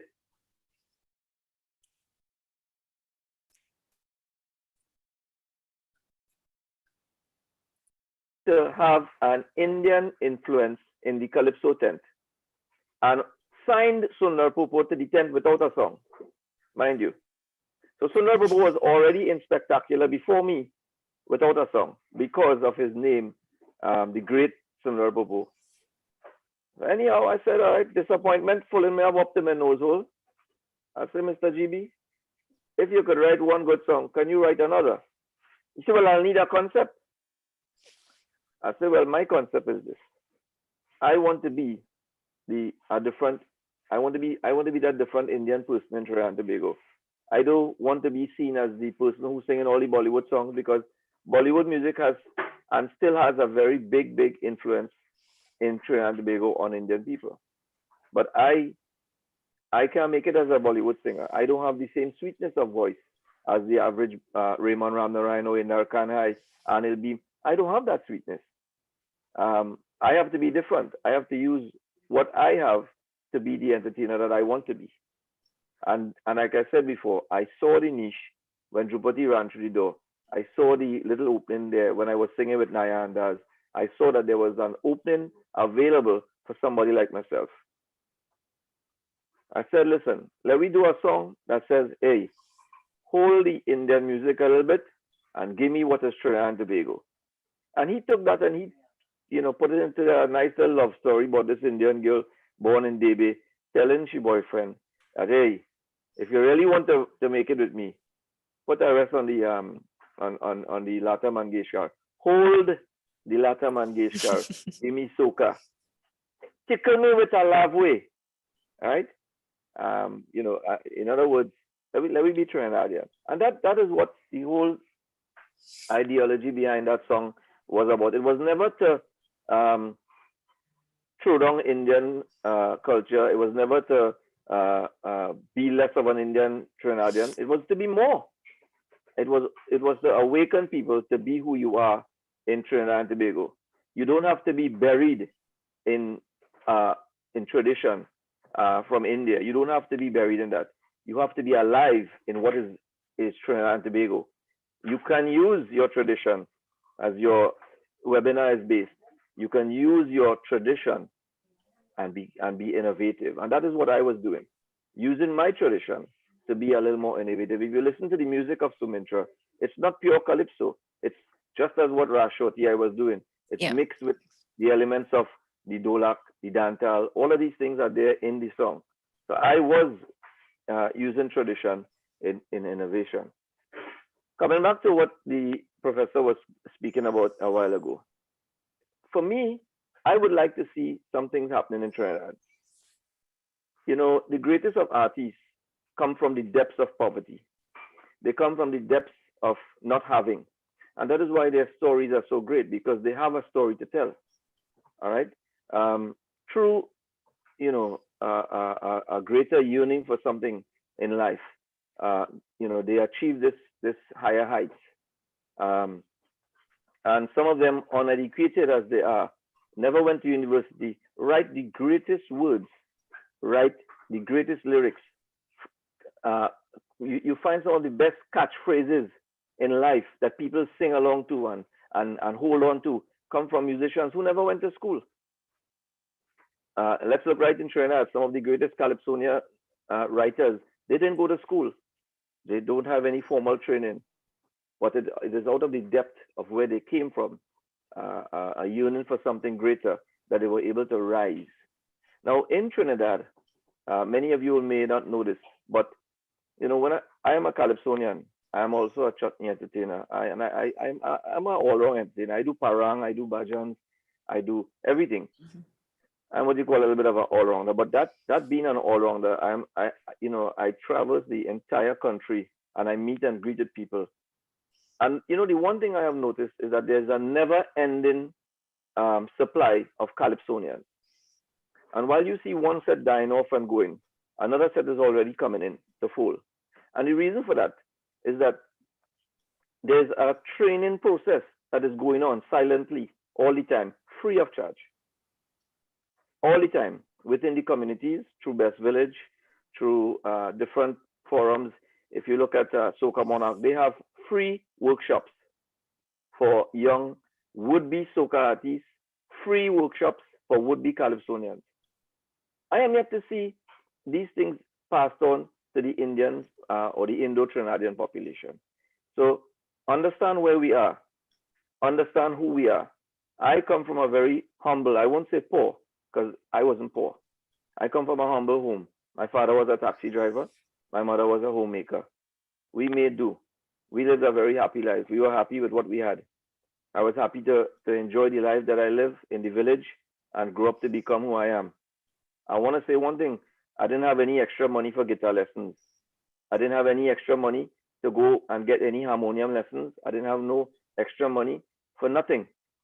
I can still remember coming home and telling my father one time, and I said this in a High Commission meeting recently. I said, Dad, I want $20 to go by Mr. Sutherland down in San Fernando to learn guitar.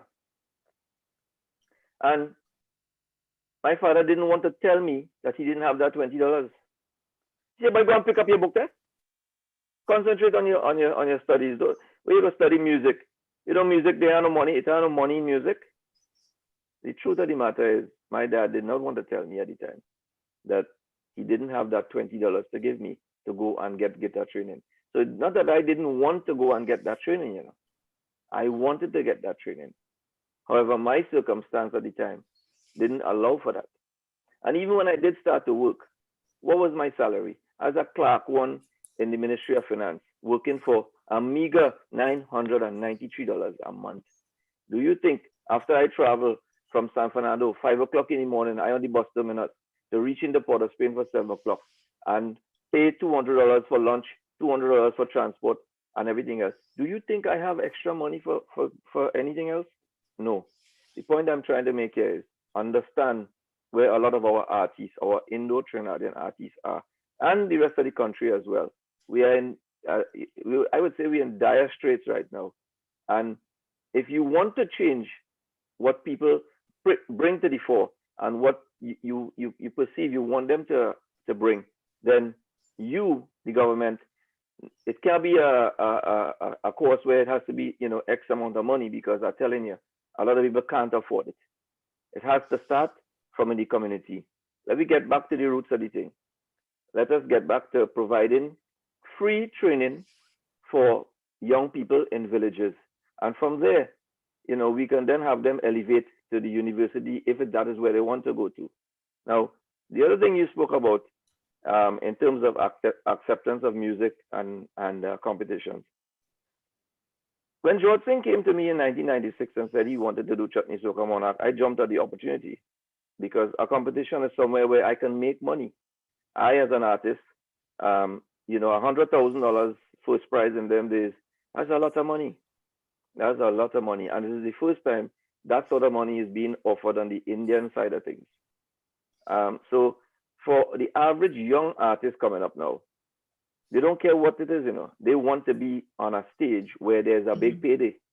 They will do whatever it takes to get there. And in doing what it takes, they might also bypass a lot of the protocols and a lot of the training and everything else that may be expected from society in terms of lyrical content, in terms of you know, melodies and everything else to get to that stage, because at the end of the day, acceptance is now a big thing.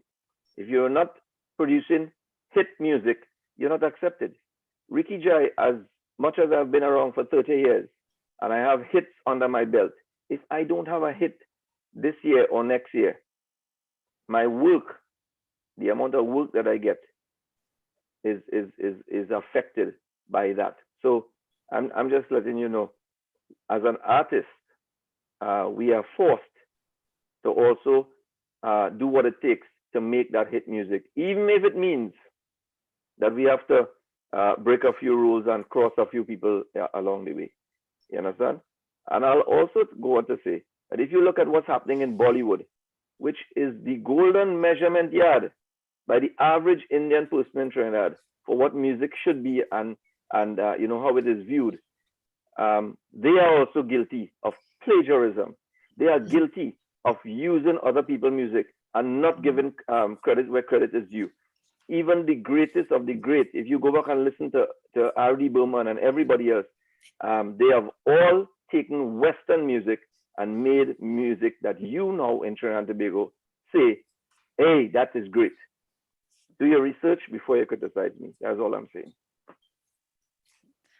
I just wanted to get, we want to wrap up the session to take some questions from the public. So we'll carry on the conversation with the public questions. But Rana and Nirmala, coming from these two, because you'll have pretty much stuck with traditional music, right? Traditional in terms of the classical, the film, the bhajans. How do you see this in terms of innovation? How do you use your music then? Innovative. Okay, well, most of you know that I also have a band, Sargam Right. International Orchestra. And you compose for dance. Yes, and yeah, yeah. Definitely. We have a repertoire which is quite vast. So we do some of the Bollywood stuff. We don't copy every single thing. We create as well. And you'll hear our music. We have a lot of music with different rhythms, salsa, bossa nova, a lot of even soca chutney. We also play all different types of music. So as far as innovation, I use my knowledge of course, classical music that I have. In order to compose, you must, people talk about fusion, but in order to fuse something, first you must have the knowledge of it. Only then you will be able to fuse it. So I use the knowledge that I've gained in terms of my classical training and with my band. And so far, things are looking pretty good in terms of, but right now, because of the pandemic, there's no music happening, only virtual, of course, right? But I use my knowledge of classical music and whatever we create, etc. Like Mangalji, like others as well. Yeah. Nirmala? Okay, so I think my strength is rooted in tradition, and I can only be me. That it took a lot of experimentation to get to that acceptance and to that point, and my band Nitya, like Ranaji as well, there are some things that, yes, we keep original because maybe, as you say, it's a market demand in terms of you take a classic Bollywood song, there are just some you just can't change. The audience, they want that, right? But for us, our specialty is the Hindu wedding ceremony. So what I've done is taken those traditional wedding songs that were brought by our ancestors, like how Ricky said, his mothers and aunts would sing those old time kind of folk songs and that kind of thing. But what I've done is kept the traditional aspect, but added that modern instrumental touch to it that gives it a little bit more, probably even change some of the melodies a bit. So even, it sounds a bit traditional, but yet it sounds new. And that's what I have been doing for the last 6 years or so with weddings, and that's how I see the innovation. I'm still, being an artist is a struggle. You sit down and you struggle with your creativity. You struggle with market demands. You struggle with if your band members are on the same page with you. It's a lot to deal with, but, and every day is a learning process. So that's pretty much my contribution for this. No, but that's excellent answer, because I can attest to the same thing, the constant figure. So you're kind of like a Kanchan and Babla in this situation, right? Exactly. Making in Bollywood and and innovating. One point. Yeah. Ricky, again, going back to Ricky. Ricky touched on a point which we put as I will call mentorship. Mm-hmm. Mentorship amongst the Afro musicians. I have watched Chuck Dust and some of the other fellas, one of them died recently. Take young artists. By the time we see these young artists coming up, they will take them in their fold and start training them. That is something that we used to have in the old days.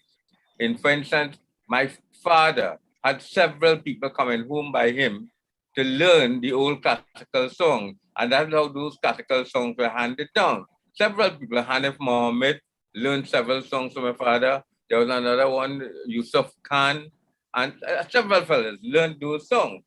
What I'm saying, that has been lost in our society. And that is one of the things that we need to encourage.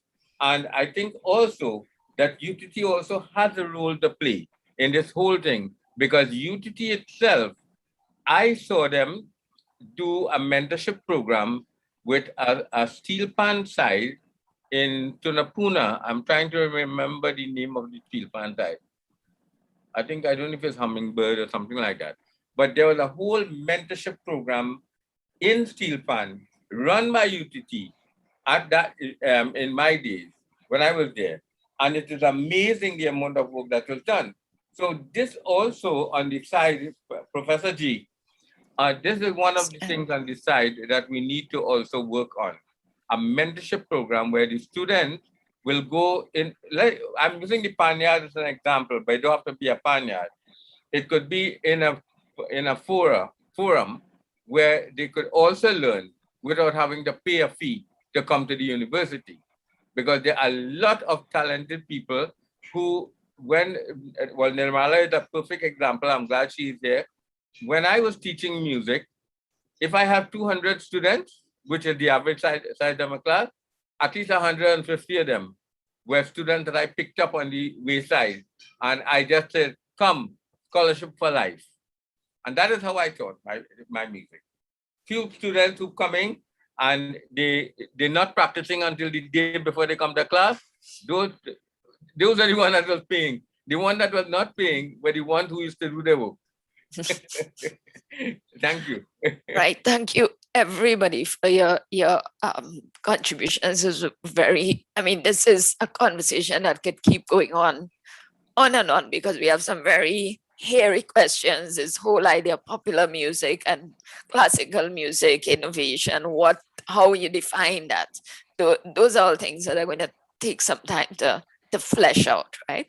But we have a couple of questions now from members of the public. One of them, in terms of innovation, should artists give audiences what they want, or should artists give audiences what they don't yet know they want? I remember, if I may, because I'm not a performing artist. I don't sing, I don't No, play but music. yours a vital role. Right? I remember my father, who was the late Shah Mohammed, he used to tell artists when they sing, let's say they sing a Lata Mangeshkar song, he said you must try not only to imitate the song, but add something of yourself. That's what Nimala is talking about. Add something of yourself that will put a stamp that is Trinidad and Tobago, and make it cross the barrier from India into local composition. Because he said, there was this thing in the Commonwealth. I don't know if you know about the Commonwealth. They have this annual gathering, and artists from all over the Commonwealth will come and perform. So my father said, how we go look if we go one year, the best female singer in Trinidad go and sing a Lata Mangeshkar song, and Lata Mangeshkar is participating in the program. So he wanted us to bring out our own creativity. Well, And actually, that is why I share. I remember that as a story of 1967. It happened in 1967 when they had so? Yes, Rajkumar Krishna Prasad was there, Hari Mahavir was there, and several other people were there. And Lata Mangeshkar was there, and they were going to sing Lata Mangeshkar song. Mohammed Rafi was there, and they were going to sing Mohammed Rafi song. Let me tell you something. Wise old Kamal Chacha, when I told him that I was going to study Indian classical music, he said, Mangalji, you will be disappointed when you come back. Who is going to listen to you? Well, he didn't realize the spirit I had, that nobody could knock me down. I decided to make my own pathway. Akanchara just asked the question, should we give the people what we think they should listen to, or what? Yeah. It's a very hard pathway. In 50 years now, I have been giving the people what I like, not what they like. And leaders have to set the tone. The tone. Well, I suppose that is where we start talking about pioneers, right? Because when the time is right, then the work gets accepted. I suppose that's Anybody else wanted to contribute to that Well, question? I It's just an want interesting question. to say that the audience is never in control of what they listen to. True. They may think Right. that they are in control of what they listen to, but ultimately, we, the artists, we determine what the audience will listen to. It can't be the other way around. The audience can't tell us what to create, and they never will. If even though things are changing, new artists emerge on the stage, but the new artists are bringing that new innovation that the audience likes. The audience doesn't have the opportunity to tell Jay-Z or Beyonce to create a new song, you know. Jay-Z or Beyonce, they do that on their own with the producers that they're working with. They come up with concepts, they come up with saying, hey, this is gonna sound good. When they release it to the public, it's one of two things can happen. The audience either likes it or they don't like it. Now, Michael Jackson, as great as he was, in the later part of his career, was producing a lot of music that the audience didn't like. If you ask anybody what Michael Jackson music they like, they will tell you all his early works up until Bad Number 2. All right. After that, no one can tell you with any degree of accuracy what is the Michael Jackson song, but they know Off the Wall, they know Thriller, they know Bad, they know Billie Jean, they know, and the list goes on and on and on. At that time, he was in control and telling the audience, hey, this is what I am, this is who I am, and they were liking it. Later on, he was still doing that. It's just that the audience wasn't liking it. It's always, the point I want to make is this, to answer your question, the artists, the entertainers, the producers, we will always be in control of what the audience listens. Even in Bollywood is happening right now. Shaker and all these guys who are making music, they are in control. It's what's in their mind. That's what it's feeding out to the audience. So again, is that two things can happen: either they like you or they don't like you. And it comes back to Mangal. Hey, take me or leave me. Yeah, I want to also make a point there. You have to bear in mind also that they also, remember, they have a genre. They have a genre, they have a template. And they might give you what they want, but they're fitting inside of a overall template. But like me now, I drop out of that template, I go on somewhere else. And that is where the problem is. Yeah. Well, you can choose to be like that, and it takes a lot of belly, I would Courage, say, belly, to you're be, right. and courage. We in local parlance then, Mangal have a real belly. Yes. To stand the test of time and do what he is doing, because he's not willing to change what he's doing to fit the norm. Me, on the other hand,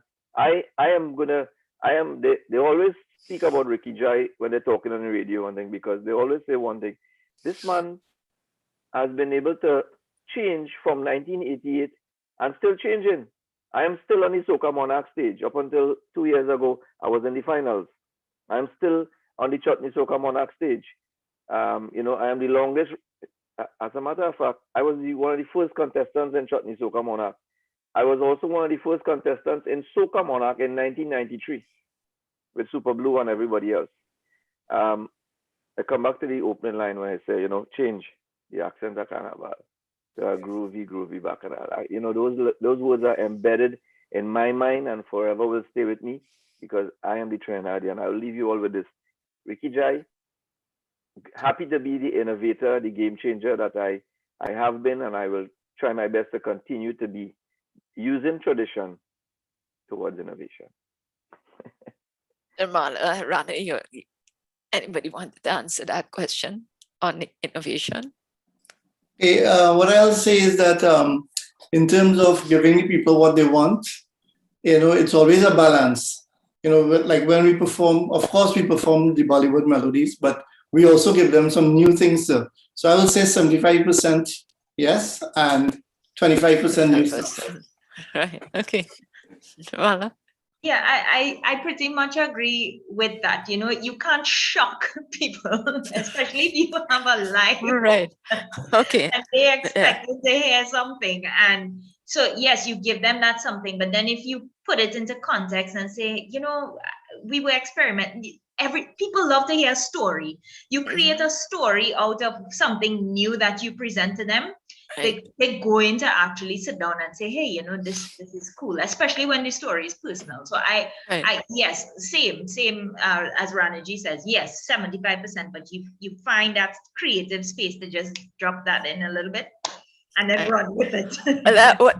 That's interesting because it's all part of the performance, right? Your story background becomes a part of your performance. So yeah, Yes, so and it's not just the story that I normally give is the story of myself and Suzanne. okay. Well, yeah. So we have another question that do any of the artists consider using digital tools to push their innovation and productivity? Yes, I do. In terms of music production, etc. Like I have my own studio at home. So in terms of using digital production, yes. In terms of creating new music and getting out there, we are very much into that. Especially now that since this pandemic and everything is virtual, we are doing a lot of work behind the scenes, which you'll see coming out shortly. Thanks. Okay. I have a similar experience. At the age of 75, I'm creating new music and I'm also studying my production. At the present moment, I'm doing a course on production. Okay. There was a question for Panditji, but he has signed out. But there was another, okay, as there was one for me. If the public took to the Hindustani classical, would you have stayed along that path? And do you think it would have led you to an international crowd? An interesting question. I suppose if there was more of a demand for Hindustani classical and I had to perform more often, yes, I might have stayed in practice because it would have been based on the demand. But I still think that I would have done my own composition because as a musician, I'm a very restless musician. I don't stick, generally as a creative artist, I don't stick to the convention. I get bored very easily. So more than likely, I would have been doing some sort of experiment, but definitely I may have been doing a lot more classical, yes, if there was a demand for it. The other question, and this and we could probably wrap up with this. How do you all, as artists, strike that balance between keeping to your principles and satisfying the audience?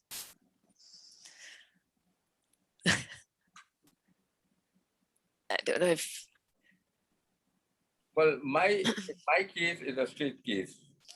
I keep to my principles as far as my music is concerned, and that is where it goes. And that principle is not, it is my own principle. It's not that I am true to only classical Indian music or anything. My principle is that of once you can make music out of it, make the music out of it. No bars hold. Yeah, I agree with Mangalji in terms of principle. Yeah, go ahead, Jamal. Sorry, I would like to see more creativity in terms of compositions and musical compositions, people doing their own thing.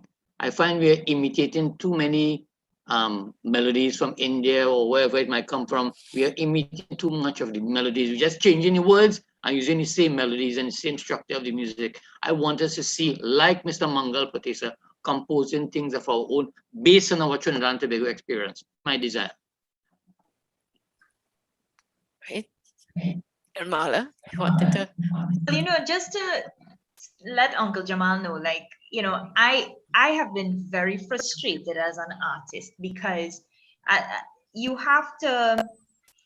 perform for audiences. They want to hear something. And then, but there's this part inside of you want to give people something new. You want to create this new sound. You want to stick to who you are, stick to your principles, not compromise that, and then show people, hey, you don't only have to listen to this that's playing all the time. Try to listen to this. And I threw that out to some of my friends, younger people than I am, and they said to me, we don't really care to hear anything new, you know, we just want to hear that, you know, what we are familiar with. And if you could add something like a little catchy to that, like there's nothing beyond that. Like we will party to that anytime, you know. So how do you deal with that? Because to me, that is extremely frustrating. It stifles me at times. And then sometimes I just feel, honestly, like throwing my hands up in the air and saying, okay, I can't do this, because then Nirmala, have you ever written a song, a piece of music on your own? There's several things that happen in my living room when I practice every day, Uncle Jamal, but I cannot say that I have created a song on my own or something like that. But yesterday I could tell Guruji, I sang an alap and I was like, oh my God, why did I not record that on my phone? Because that's a melody I need to use. But it happens every day. It happens in the weirdest of times and places, but I have not created yet, you know, because I guess it's a fear thing too. It's also do it. You need to do it. You and Rana and everybody, you need, like, do what Uncle Mangal is doing. Do your music, do your own music, create things. I have thousands of little snippets. You see? Every time a little one comes, I put it in my phone. I'm not looking for no big recorder and thing. I buy H2N and all them things, they spoil, and my iPhone is the thing. And I have thousands, I'm talking about literally thousands of little snippets that come to me. And Nirmala, I think, you know, your lesson from me finished prematurely. Yeah. I think the next step was what is being required of you. And it most likely it will happen, because by the grace of God, I'm in good health. And let the COVID finish, or maybe we could work online. We'll see how it goes. Yeah. That sounds good. Okay. Thank you all very, very much for a very interesting conversation. Unfortunately, Ricky got cut off and he's been trying to get on. So I'm apologizing on his behalf. This is a great start to the entire conversation on innovation and, you know, composition and so on. And we hope that this is not the final conversation. We still have to talk. There was so much rich material that came up in this conversation. So we hope that we have some more, you know, opportunities to do this again. But thank you all very much. It was really a pleasure. Thank you very much. Thank you very much for hosting, and let me take this opportunity to wish everybody a very happy Indian Arrival Day tomorrow. And thank you to UTT for providing this for us. Definitely.